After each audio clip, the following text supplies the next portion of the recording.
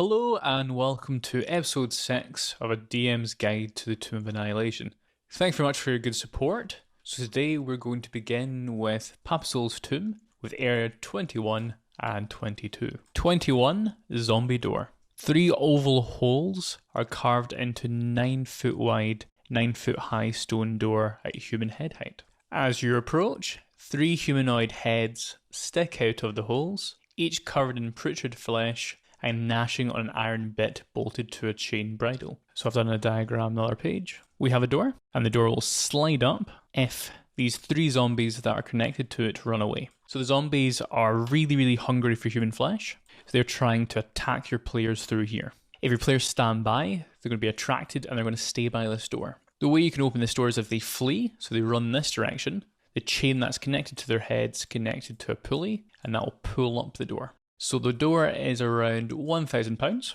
Your characters can lift it up with a combined strength of 33. How do we make the zombies run away? Well, if you have a cleric, they have the ability of turn undead. They can run and this will come up. Or simply, if you kill the zombies, and then you can lift up yourselves. So the main thing to watch out for is when your players come into 21, this door will fall back down. You need to use an action to lift it back up again. One thing you need to look into is that the characters, when they come in, this door will fall back down, so you need to block it somehow. What is in Area 22 then? Area 22, Papazotl's tomb. 6 glass cauldrons brimming with humanoid bones line the walls of this tomb, at the centre of which stands an ancient chariot bearing a bronze sarcophagus with treasure screwed atop of it. Paintings on the chariot's body show a tall bird with a long, sharp beak. On the south wall, a bronze shield bears the embossed image of a Chaldean warrior carrying a spear. Below an inscription that reads, "Bow before no one," 4 bronze statues stand on pedestals to either side of the shield. They depict Chaldean warriors, 1 holding a sword, 2 holding spears, and 1 missing its face. So your characters came through 21, they've arrived in here, so we have the chariot, we have the cauldrons here, and we have the bronze shield, and you have the statues here, here, here, and here. When you arrive in this tomb, you can get advice from these spirits if your characters are inhabited by either Nang Nang or Obalaka. Greedy Nang Nang encourages her host to grab some of the treasure from the chariot. Nervous Obalaka warns its host that the cauldrons contain the bones of Papazotl's most zealous devotees, who even in death might seek to protect him. On the south, you have the 4 statues. As I said before, we have 1's holding a sword, 2 have spears, and 1 is missing its face. We had the clue earlier on, which is bow before no one. So if your characters touch the treasure, what happens is the skeletons will be summoned, they'll pour out of these cauldrons and attack, and also Hunter embossed on this seal who start throwing spears of force. The only way to stop this from happening is simply by fleeing, or if you bow before the statue with no face. It will stop the flow of skeletons, and it will also stop the hunter from throwing spears at you. However, if 1 character bows in front, this shield will still attack every other character, but it will stop the skeletons from pouring out. So just to go over that again, to clarify, if 1 character bows, all the skeletons stop, however this hunter will keep on attacking. How do we do this without setting off the trap? If your characters decide to touch any of the treasure here, all the skeletons will come to life. When you touch the treasure, you'll get 2 skeletons from each of these cauldrons. You'll have 12 in total. So you'll initiative ball at the same time, and every turn another skeleton will emerge from these cauldrons. The only way to stop this is by either fleeing the tomb,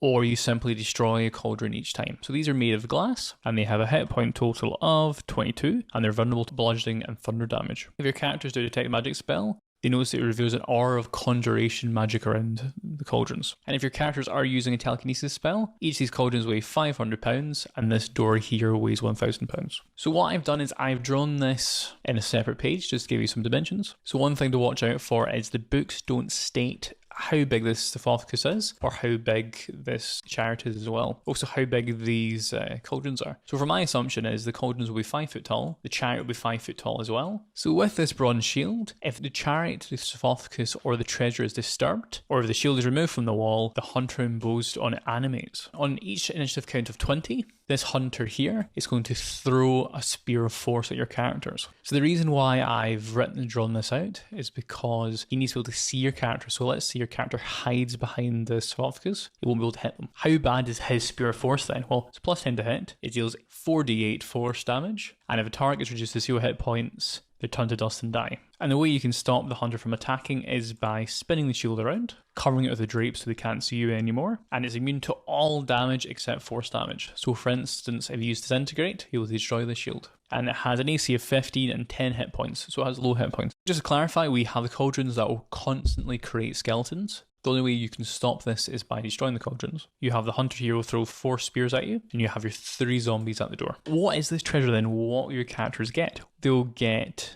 a gold torch, 250 gold pieces, 3 gold cups, 75 gold pieces each, 5 gold cloak pins, 25 gold pieces each, and Amulet of Health. So the Amulet of Health is the item for Papazotl. So what happens when you touch this Amulet of Health? Strange shadows drift across the walls, forming the outline of a long-legged bird. It speaks, stabs at you as a voice echoes throughout your mind. You'll do as I command. What does your character gain then if it's possessed by Papazotl? The Papazotl, the Ibis, is skewed and conniving. Flaw 1, inhabited by Papazotl, you gain the following flaw which overrides any opposing flaw. I bow before no one and expect others to do as I command. Your power, while inhabited by Papazotl, you can't be surprised, you gain advantage on all wisdom checks, and you never take damage from falling. Personally, I think this is actually a really, really good power. However, Papazotl is pretty evil. That's one thing to watch out for. So what's an Amulet of Health? Amulet of Health, your constitution score is 19 while you wear this amulet. It has no effect if your constitution is already 19 or higher. When my player characters went through, I had a bard who had a constitution of 8, and he got this item and it completely changed the game for him. It doubled his hit points and it made the tomb much easier to run. So what happens when your characters come in here? Doors shut behind them, they'll be attacked by all directions by skeletons, and they'll have this hunter throwing javelins of force at them. So what can a skeleton do then? Well, skeletons,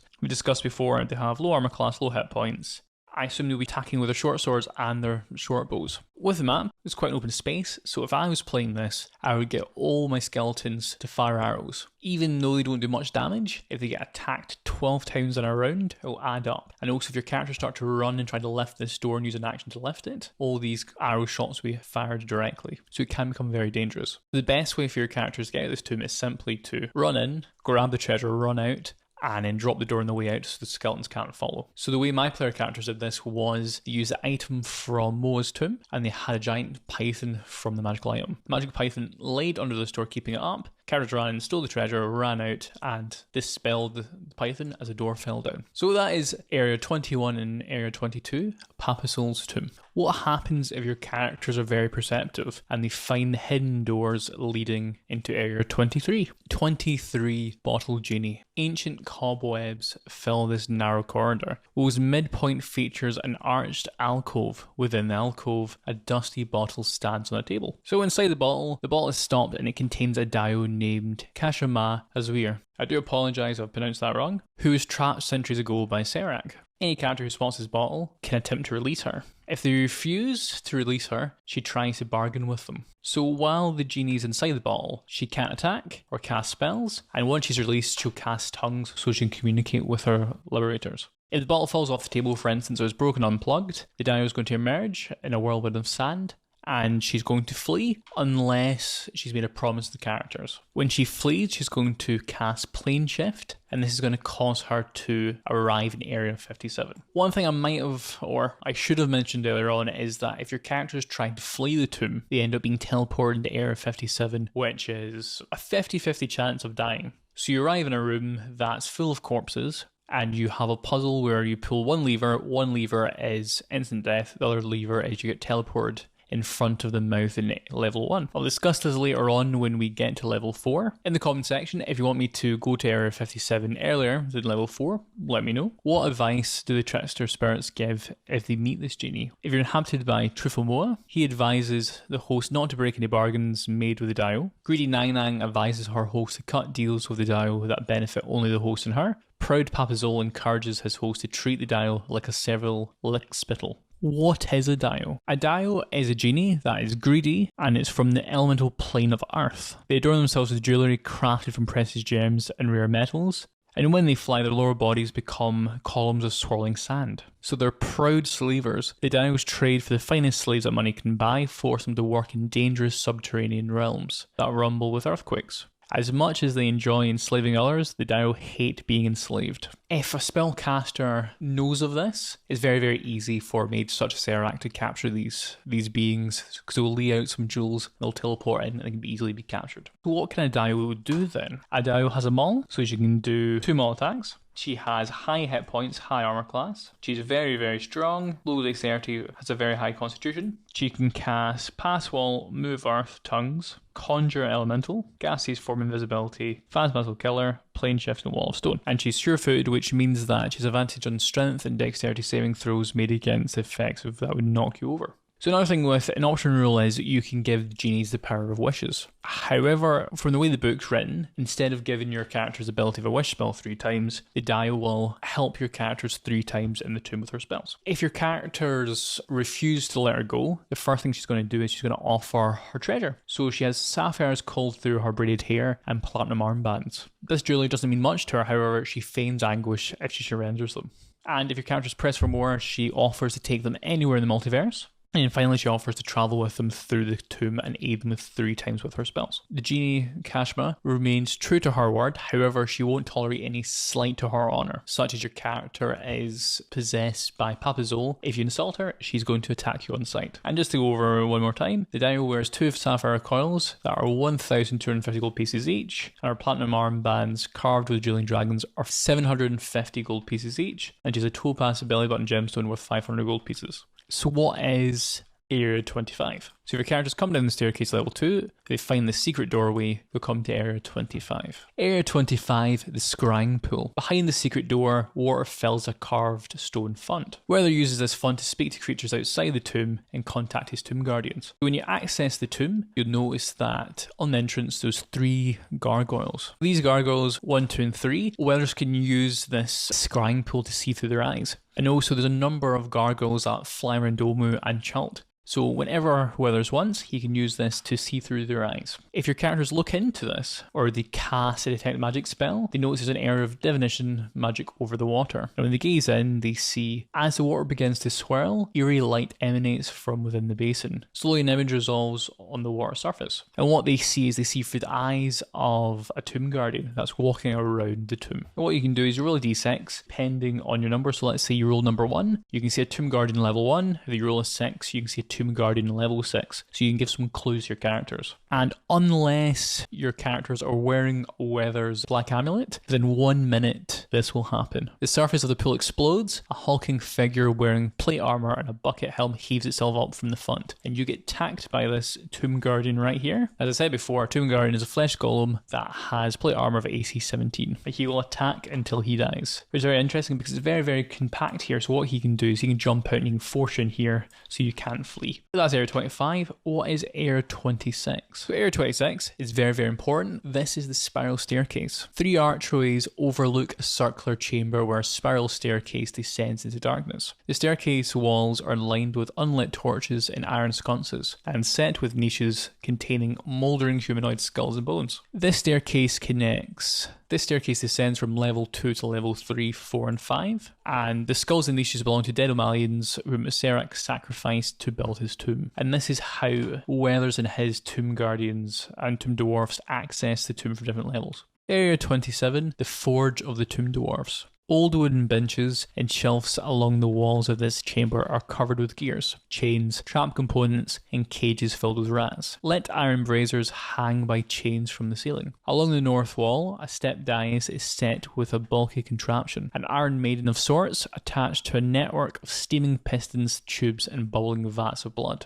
5 master dwarfs operate this contraption. So over here, you have your tomb dwarfs and they're creating a tomb guardian. So when your characters arrive, you got your tomb dwarfs, which are rights, as I explained earlier on episode 2, and they're in the process of unleashing their newest creation. The iron contraption shudders as it opens, releasing a hissing cloud of steam. Through the rolling vapor, an armoured vigor standing in a bucket helm stomps into view. So we now have another tomb guardian, and this guardian was fashioned by using the salvaged remains of Steward, who's a venture from the company of the Yellow Banner. Also with a number of other unfortunate trespassers. He's now mindless undead and he attacks creatures on sight. Who is Stuart then? If you remember from the last episode, we had this gentleman right here. He was within his party. So your characters come in, they're going to be attacked. So you have 5 rights, the Tomb Dwarfs, and then you have the Flesh Golem in Bucket Helm armor, the Tomb Guardian. Since they are relatively mindless, they're going to fight until death. So what they're going to do, they're going to block the south entrance and also the west entrance, and they're going to trap your players inside. How are the Tomb Dwarves going to fight you then? Well, what they're going to do is, if they're close enough, they're going to use their life drain ability, as I've said earlier on in episode 2, or they're going to use their short bows. The way I would play it is I would get the Tomb Guardian to attack your players in close combat, perhaps trap you somewhere, and then the Rights are going to attack you at range, and when they get in close combat, they're going to use their life drain ability on you. So after your characters defeat everyone in this room, what do they find? They find a ghost lantern that will once be unsteward. It lies in the bench next to some tools. A ghost lantern, a restless spirit is trapped inside this lantern. While holding this lantern, you can command the spirit as a bonus action to spread bright light in 30-foot radius and dim light for additional 30 feet. Initially, it is a bright light. While holding the lantern, you can use an action to order the spirit to leave the lantern and duplicate the effect of a mage hand spell. If you fall unconscious within 10 feet of the lantern, the spirit emerges from it and magically stabilizes you to a touch and quickly returns to the lantern. The spirit is bound to the lantern and can't be harmed, turned, or raised from the dead. Casting the spell Evil and Good spell on the lantern releases the spirit to the afterlife and renders the lantern non-magical. So it states here that the spirit is bound to the lantern and it can't be raised from the dead. So as it stated there that it can't be raised from the dead, so that is why the Yellow Banner came here for the Eye of Zaltek. So Eye of Zaltek has the ability to raise the ancient dead, and that's why they've been brought into this tomb, and that's what brought them here in the first place. The Ghost Lantern explained that there's a spirit caught inside. So the spirit is of a female moon elf warlock known as the Starfallen. The Starfallen was slain almost 1,000 years ago by a Fomorian. After her death, her soul inhabited this lantern. The spirit of the Starfallen has weakened over time and grown forgetful. She remembers little of her past and her travels with the company of the Yellow Banner, but certain things might jog her memory. So you can use this spirit to sometimes give your characters some hints throughout the tomb. If there's a trap that your characters are not too sure about, you can give some hints every now and again. The spirit inside the lantern understands Common, Elvish, and Sylvan, and the lantern is destroyed, the spirit becomes trapped in the Soulmonger. We're now going to discuss Area 28, Weather's office. Candles dimly illuminate cluttered office. A skeletal songbird raps at you from a filthy cage in one corner. Other furnishings include a wooden writing desk and a tall back chair. Anatomical drawings sketched in charcoal hang on the wall behind the desk. Seated in the chair is the scribbled corpse of a humanoid wearing a mouldy robe and a bronze mask sculpted to look like a frowning visage. Around the figure's neck hangs a black skull-shaped amulet, and a number of severed hands crawl on the desk and the floor around him. So this is Weather's office. So what do we know about this room? We know that we have a skeletal songbird, we have wooden writing desk, anatomical drawings throughout the room. We have Weathers, the Tomb Custodian. What are these crawling hands? Well, these are crawling claws. They have 2 hit points, low armor class, and they're immune to a lot of things actually. So they're immune to charmed, exhaustion, poisoned, and they're immune to the turn undead. So they can claw. However, I've seen quite a lot on the subreddit where people will allow these hands to do different things. One of the things that I allow these hands to do, so there's 7 of them, is that when your characters would take a long rest, instead of Weathers coming to attack them, you send a hand with a spell scroll, such as Dispel Magic. So for instance, your characters are doing a tiny hut, so they're camping in the base. So let's say your characters decide to have a rest here. They do tiny huts so nothing can get in. You could have a single crawling hand cast Dispel Magic, so their hut dissipates, or you could have the crawling hands do any of the spells that Weathers can. So for instance, I did Thunderbolt once, for the hand to come in, cast Thunderbolt. Dispel Magic, I think I did Blight once as well. And just to kind of harass your players to stop them from taking long rests. So what else is in the room? So we know that the songbird is tame but cantankerous. I actually had to Google this. So cantankerous means that it's just hard to deal with. It can't fly and you can sell it in Port Nazaroo for 75 gold pieces. If you kill Weathers, he's got his bronze mask, that's worth 25 gold pieces. You have the fist-sized grey stone that is the control gem for the Slan Area 24. And you'll notice that on the table, Weathers has a manual of golems that are clay. This tome contains information and incantations necessary to make a particular type of golem. To decipher and use the manual, you must be a spellcaster with at least 2 level 5 spell slots. A creature that can't use a manual of golems and attempts to read it takes 6d6 psychic damage. So we have a manual of clay golems. It'll take 30 days to make a clay golem and it'll cost 65,000 gold pieces. If your characters do get this in the tomb, the main thing is, realistically, they don't have 30 days to make it. So this is something you'll do after the campaign is finished. So in reality, you don't really know much about this book, but it's good if you want to continue your venture elsewhere in Chult.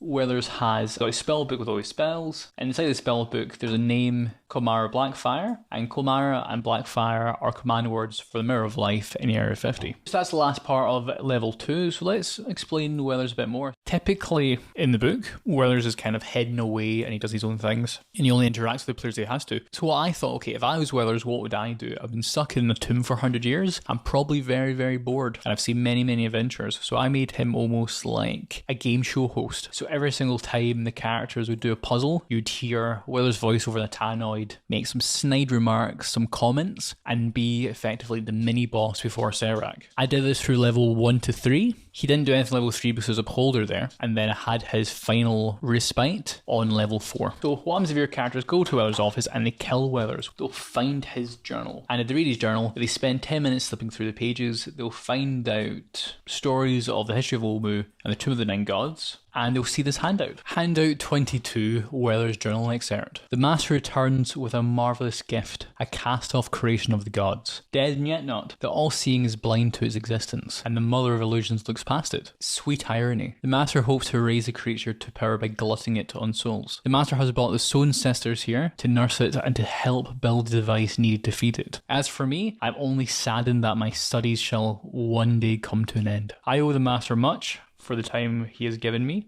I can only work harder in the little time that remains for this world. So in this excerpt, you find out that a Serac has found a god of death, and they're nursing it. They're using the soulmonger to feed it. And we know that the Sown sisters, the night hags, are here to nurse it, so we know that something else is in the tomb. Not only do we have Serac and Weathers, he comes to the conclusion that there's not much time left, which gives your characters a drive to finish the tomb as fast as possible. With my campaign, my player characters never actually found Weathers, and Weathers fled the tomb before the soulmonger was destroyed. So Serac and Weathers are still alive in my campaign, and I'm really excited because I can use Weathers as a plot hook for other adventures, and I thought he was a really good recurring character. So ladies and gents, that's us finished level 2, Dungeon of Deception. In the next episode, we're going to descend into level 3, Fault of Reflection. Now, with Fault of Reflection, we're going to meet this beholder, and you're going to come through many traps, some of which are my favourite. Thank you very much for watching. Like and subscribe. I'll see you next time. Ciao.